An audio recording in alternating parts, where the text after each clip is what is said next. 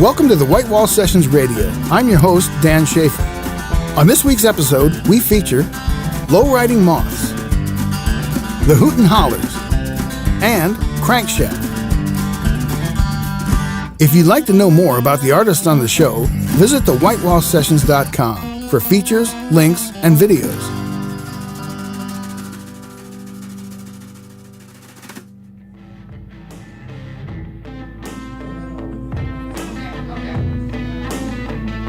LowRidingMoths are a two-piece indie pop band from Sioux Falls, South Dakota.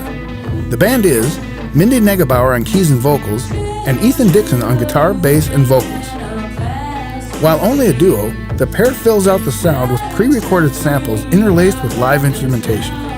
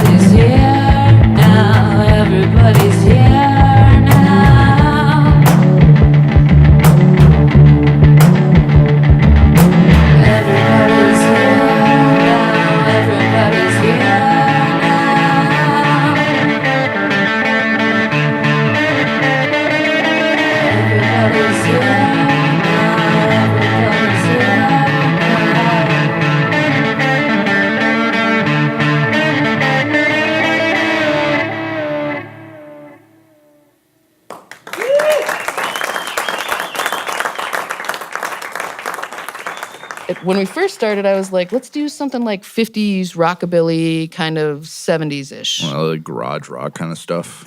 And then he's like, oh, you sound very industrial. And I'm like, I really like industrial music. Well, like the first round of songs we ever wrote, like half of them were garage rock blues, the other half were just straight up synth pop stuff. I'm just like, we gotta choose. We can't teeter. We gotta choose. We did. We had like a pivotal moment where it was like, okay, we can either go in this direction or we can leave this stuff behind and do something else with it later. Neville, that song Neville used to be like a garage rock bluesy song, super fast and just had really nice catchy rhythm and beat to it. Threw it out the window. Totally just decided to do something different. Yeah, we weren't ever gonna touch that song again. And I was messing around. I had my keyboards all set up in my living room and just like my whole living room torn apart. And I was messing around with stuff. And I had a little sample of it on my looper. And I was like, hey, I think I can play that. And I play piano and I have most of my life. And so I just started playing it on piano. And he came home and he's like,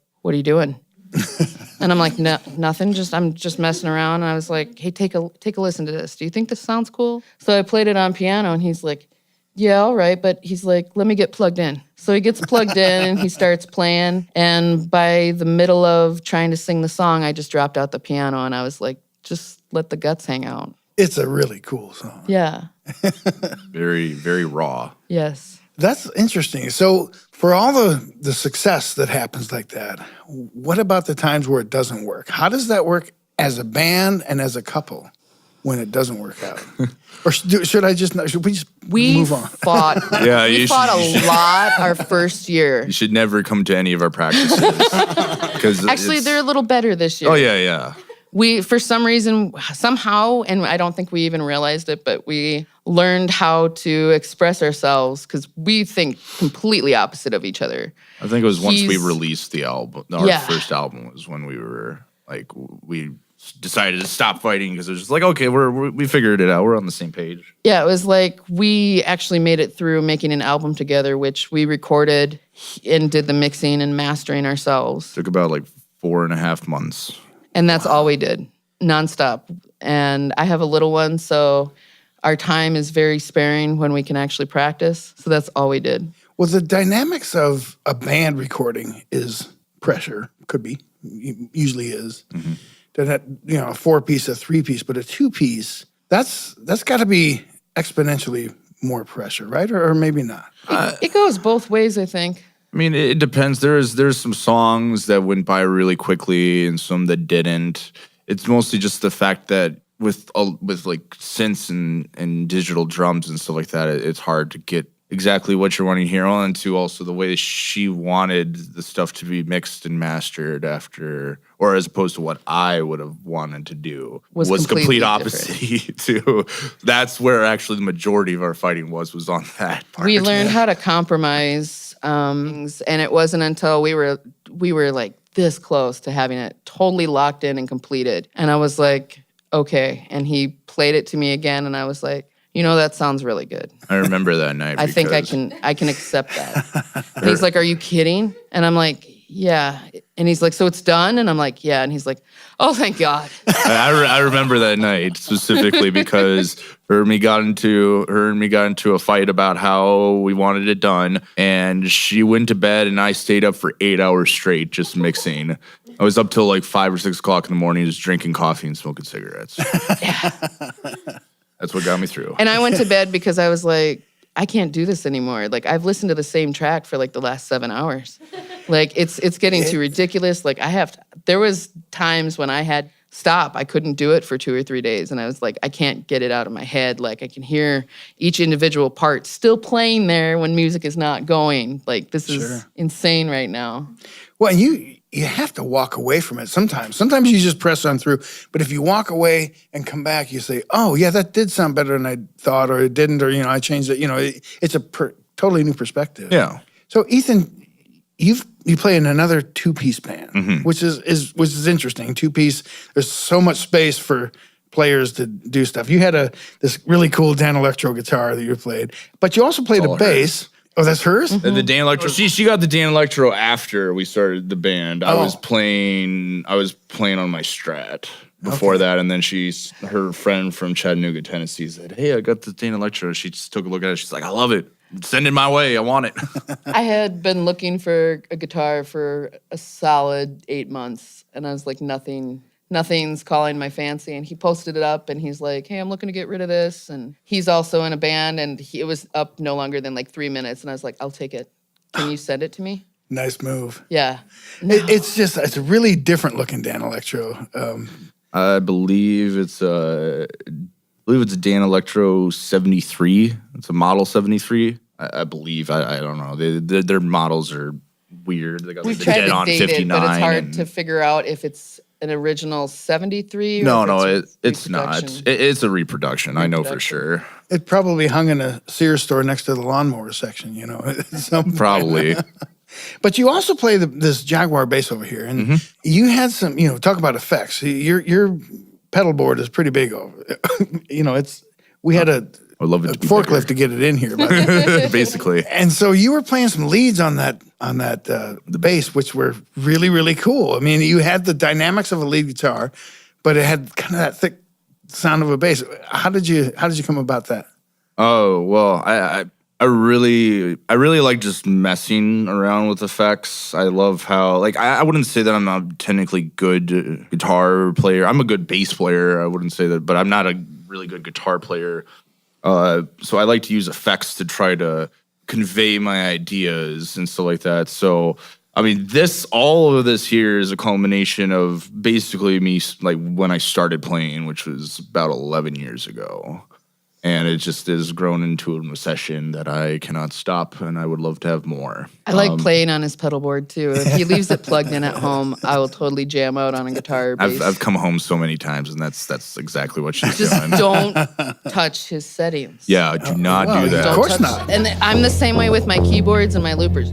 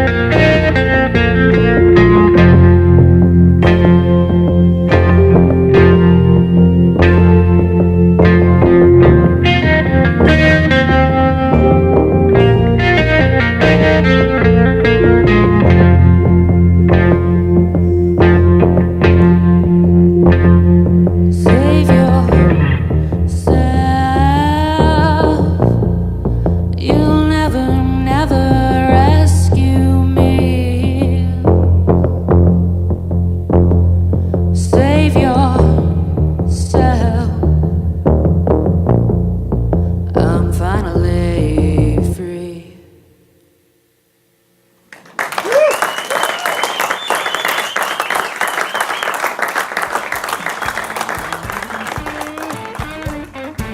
The Hooten Hallers are a gritty, hard-traveling trio which crisscrosses its way through North America and Europe in search of their musical roots.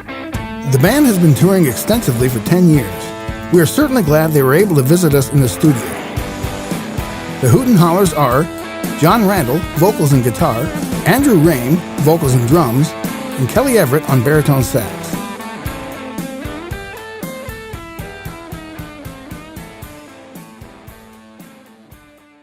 I got a broken home and an aching pain. She's got a brand new lover and a new last name. She moving on up. I guess I'm doing the same.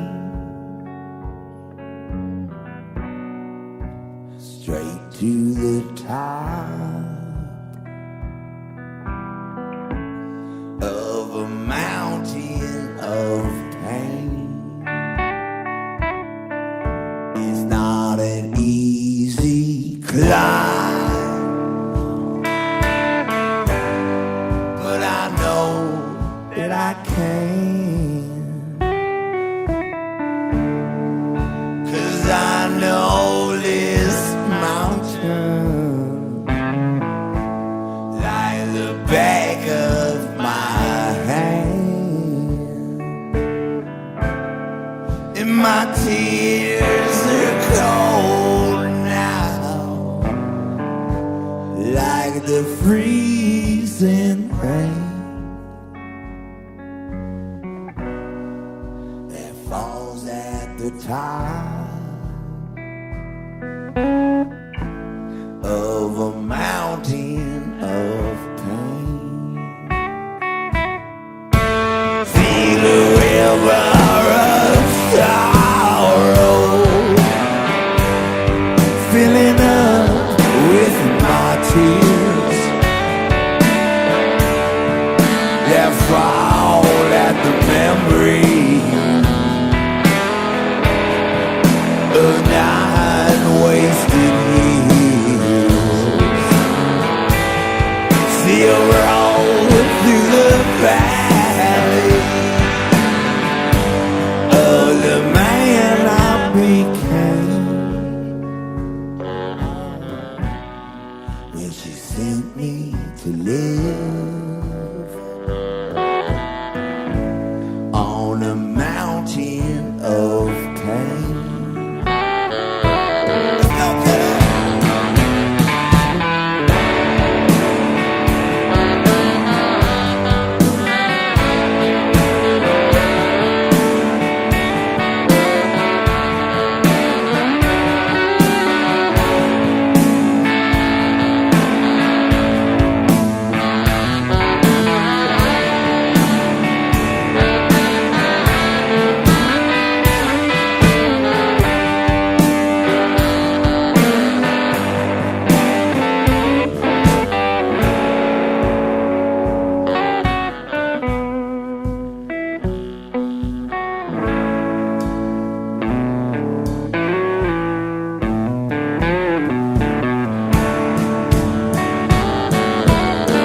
You know the view is to die for,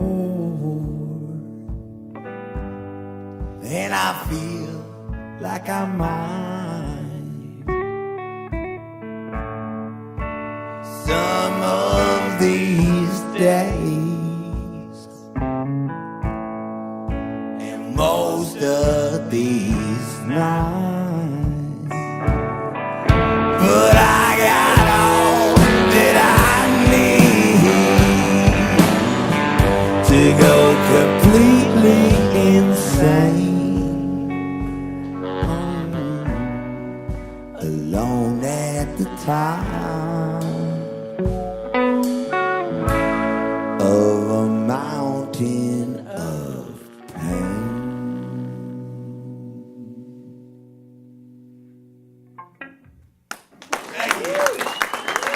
All right, we got it.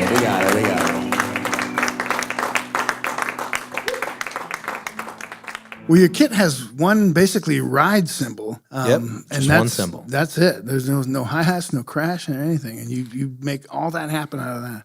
That's it. Yeah, it's a 121-inch ride cymbal, a snare drum, a floor tom, and a kick drum, and that's it. It sounds really cool. And the way it fits in this band, how did it start? Did John, you and Andy start this band, or how did that come about? We did. It was just the two of us at first. We met in Columbia, Missouri, and we started. Had both played in bands before that, and just sort of became friends and had talked a lot about trying to do some sort of rock and roll thing. So we got together at Andy's house and we played, just songs that we liked, cover songs, and decided we were going to do some open mic night kind of stuff, and played in front of some people at open mic for a few months, and I don't know, it just sort of felt right, and we kept on doing it and started writing our own songs, and that was just the two of you? That was just the two of us. So what kind of covers were you playing? Well, shoot, I feel like we did One More Cup of Coffee, the Dylan song. We played, I feel like we jammed on Green Door. She's So Heavy. What's the Beatles song? She's so heavy. I think that's what that's I Want You. I Want You, yeah.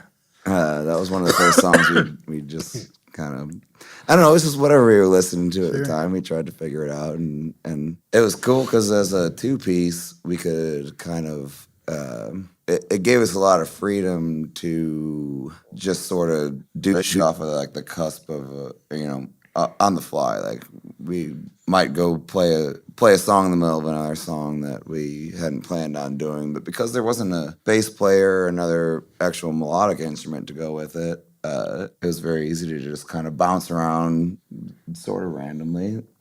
We developed enough of like a musical connection that we could kind of stay on the same page just through like a little glance or a little nod of the guitar or something like. And that was how it was for the first half of the time the band's been around. We just sort of winged it. Winged it? Wung it? I think you could say wung it. Past tense of winged. This is a band that started from like a couple of dudes. We didn't wang it. This is a band that started from a couple of dudes that just didn't not hang out together, at least for those first few years. And so it was like, well, we could either watch TV or play music. Might as well play music. So you knew each other before you started the band? Only briefly, really. Like we encountered my band from high school and Andy's band from high school competed in a battle of the bands one time. This is before we knew each other. Is there still a Andy contention? won. He won the battle of the bands. And we lost. I wasn't even going to bring that up, man. But since you did, so there's a lot of bad blood. No, not really. Yeah, it's been an issue ever since. It's water under the bridge, man. We're I don't care 30 about now. We're still talking about it. Still talking about it. Did you ever play any Tom Waits stuff? Because I reckon you get compared to Tom Waits. Oh, totally. Often. Definitely get compared to Tom Waits. I don't think we've ever actually played. We might have played Cold Water once or twice at an open mic night. Yeah, we try to or avoid something playing for Tom fun. Waits songs because you can't really cover Tom Waits. That's like playing the Beatles or Zeppelin. It's like we played the Beatles too. I guess we tried to do a good job of that. Yeah, but we don't do it regularly. It's like I don't know. Tom Waits has got such a unique thing going on that I wouldn't feel comfortable approaching any of the body of work that he has. Hey!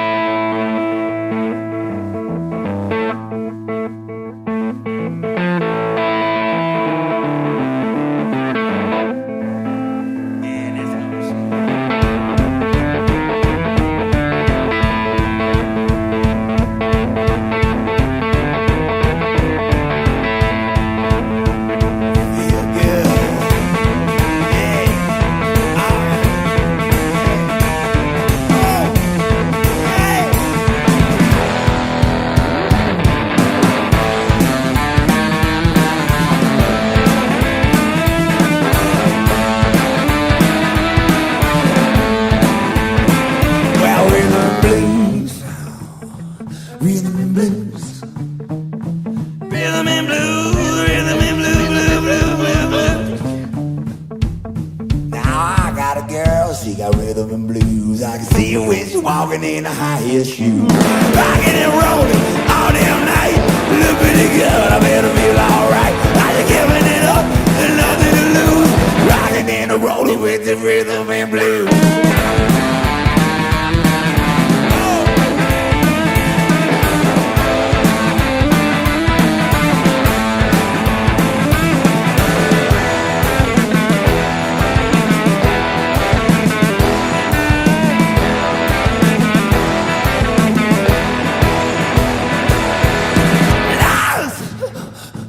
Rhythm and blues. Rhythm and blue, rhythm and blue, rhythm and blue, blue, blue. Now if you give me the choice, I will easily choose. I'm sticking to the woman with the rhythm and blues. Hey baby, rock and roll all night. Look good and feel good, it must be alright. You're giving it up, got nothing to lose. Rocking and rolling with the rhythm and blues. I love you. I love you, baby, I love you.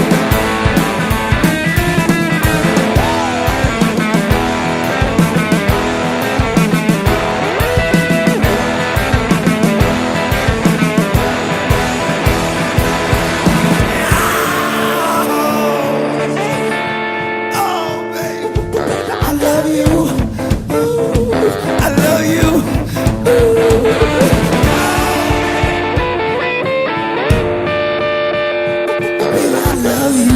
I love you, baby. I love you. I love you.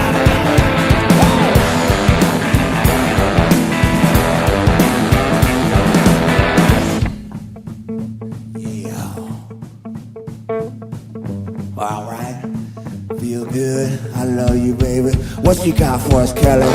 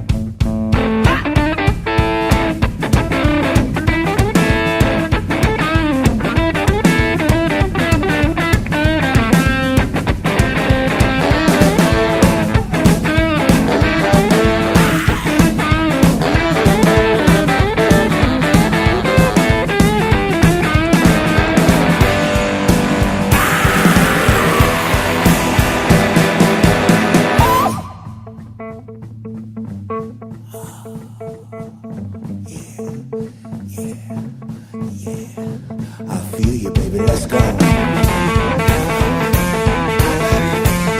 love you.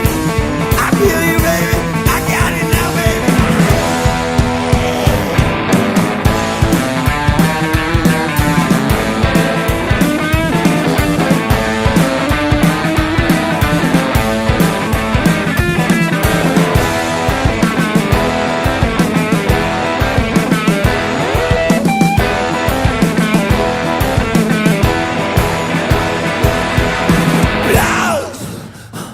Rhythm and blues.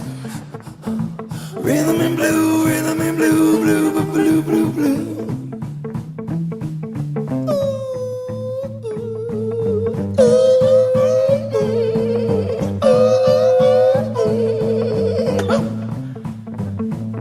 I had to call you, pretty baby, to tell you the news. Finally got hip to them rhythm and blues. Rockin' and rollin' all night. I feel good, I feel alright, and I'll give it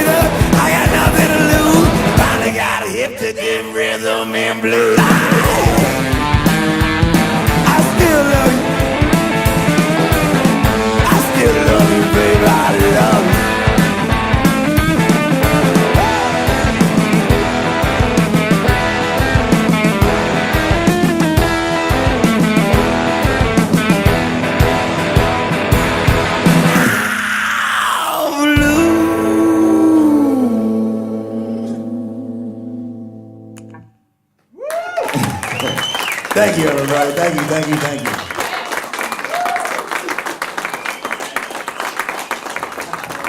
Right on, people. Crankshaft is the stage name of blues rock singer-songwriter Alex Larson. Currently based in Minneapolis, Minnesota, Alex is often joined on stage by his band, the Gear Grinders. Crankshaft gave a highly energetic performance, playing electric guitar with a kick drum on his right foot and a snare and hi-hat on the left.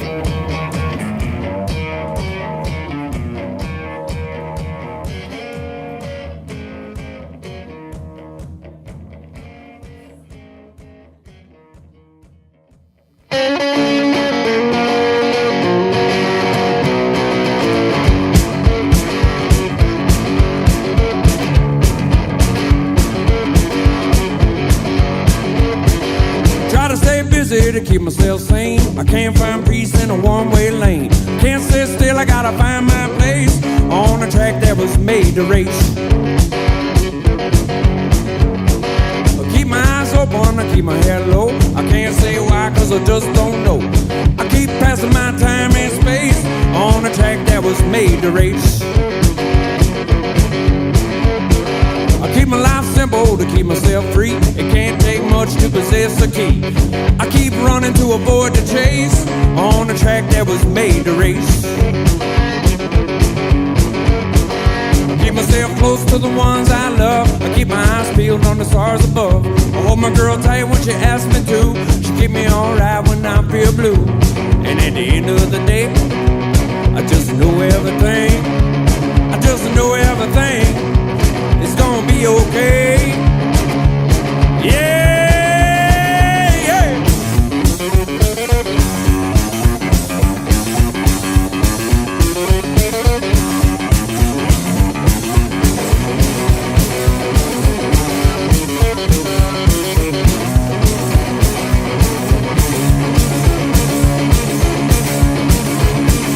When I start feeling the pressure on me, I find some shade from a big oak tree. Because I ain't about to scrape my face on a track that was made to race. Took a good beating, time to move on. Life's too short and the track's too long. I got tired and I lost my pace on a track that was made to race. Around the last corner I found my best friend. There's my soul waiting at the end. I lost my stride but I found my grace on a track that was made to race.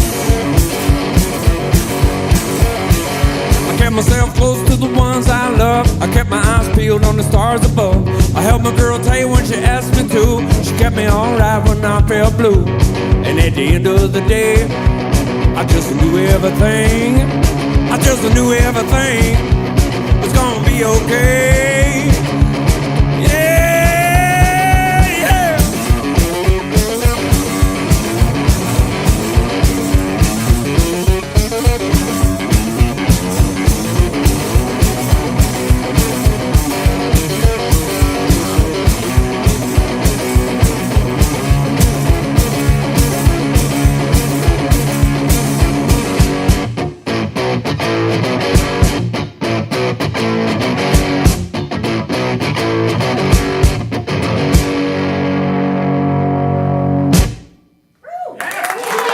Thank you.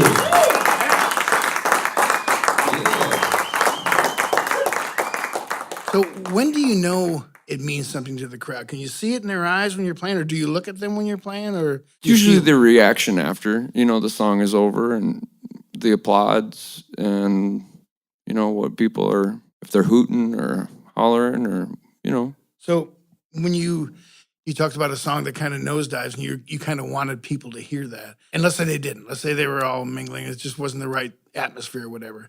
Do you get discouraged, or do you pick it up and you want to try it again the next time so somebody will hear it at some point? This is something that my brother and I have talked about recently. There's a song that I wrote called Boxed and Charred, and I've played it probably, let's say, between 10 and 20 times live.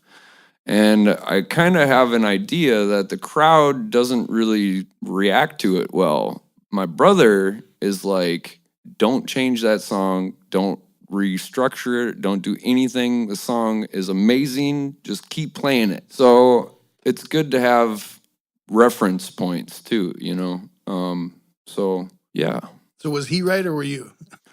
I think in this case, he's right. That song is a good song, and it's a very personal song, and I believe in the song, so I feel like I ought to play it live. How many of your songs are personal? How many of them come from your, well, probably all of them come from your experience, but how many of them are really close to you and how many are kind of just for the juke joint type places? All of the songs that I played today were very personal songs in some way or another. It's kind of something that I'm going through right now. I'm weeding out the songs that I feel aren't operating within my own structure anymore. And that's challenging because if I start knocking off songs where I'm like, nope, not going to play that one anymore, not going to play that one, then all of a sudden you're like, oh, all right, now I got all that. Like, there's a big space here that I need to figure out how to fill. So it's either write more songs or pick out songs to cover that I, believe in. And yeah. What kind of songs do you cover? What genre, or who do you cover? I cover songs like rock and roll songs, early R&B songs. I cover Howlin' Wolf, Bo Diddley, Chuck Berry, Johnny Cash, some obscure R&B songs and obscure rock and roll songs, and yeah.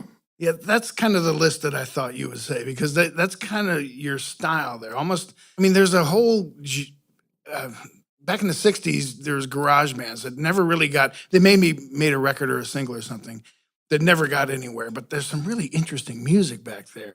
And that's kind of, that list you had was a real good sample of the way you played.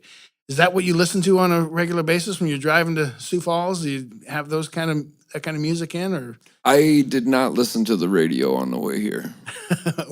What did you listen to? Your thoughts, or? Yeah, I have a lot of things. It's just a lot of social interaction, and it's good to have alone time just listening to the drone of an engine, and it's nice to use that time to try and make sense of everything. What's louder, the drone of the engine or your thoughts in your head?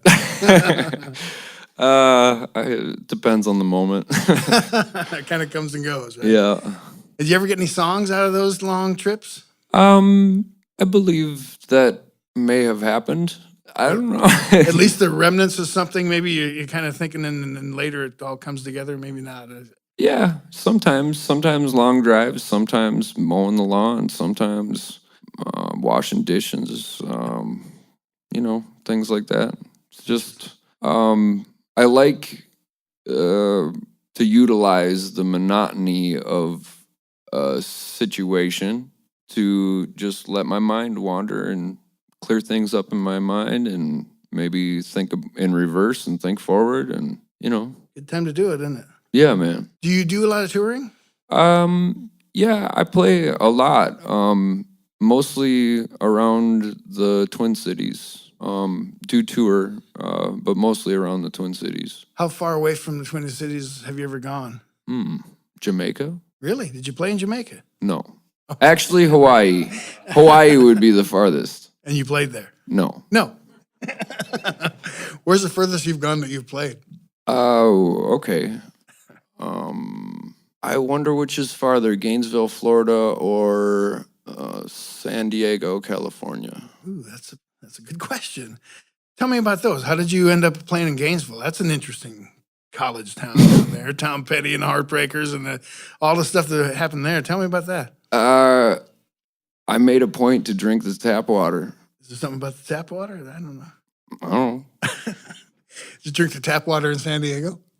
That's a good question. I can't say for sure. What brought you to those places?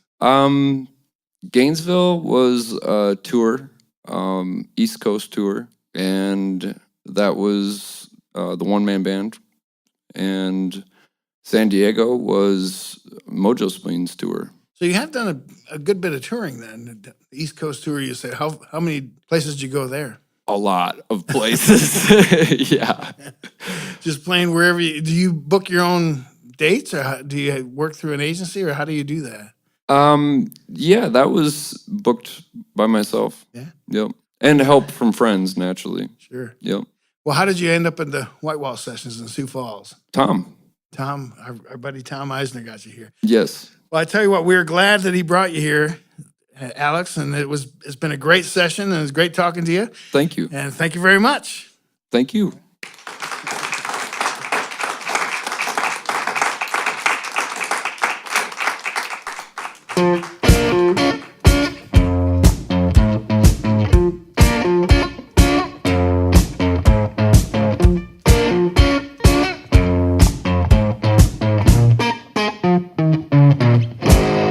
Got my world in the palm of your hand.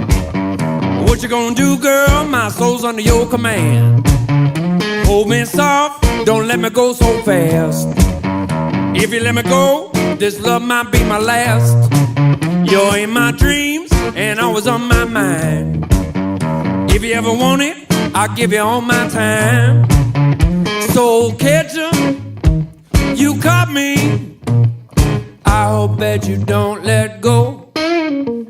Soul catcher, I love you more than you will ever know.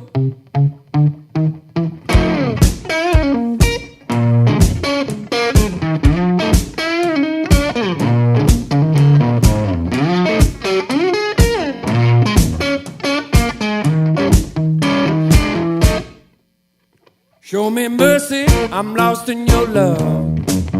If I hesitate, girl, just give me a little shove. You blow kisses and you walk away with pride. I don't understand how you take it all in stride. Don't go far now, cause I'm waiting on you. In a world that's breaking, I'm gonna stick with you like glue. Soul catcher, you caught me. I hope that you don't let go. Soul catcher, I love you more than you will ever know.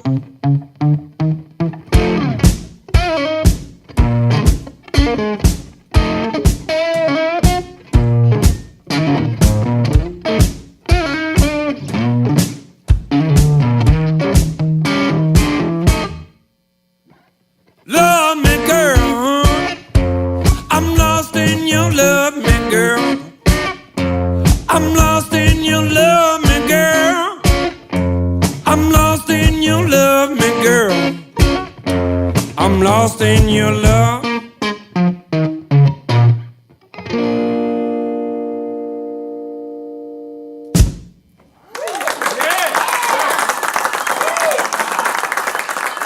Thank you very much.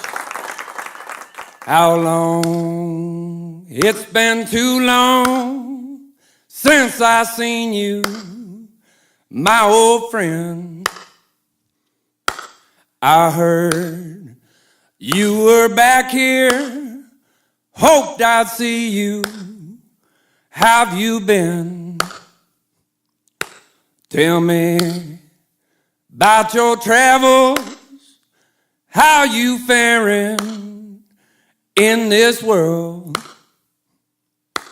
I'm glad you've seen good times. You look healthy, my old friend. Next time, hope there's more time. Good to see you doing well. Take care while you're out there, till I see you. Fare thee well.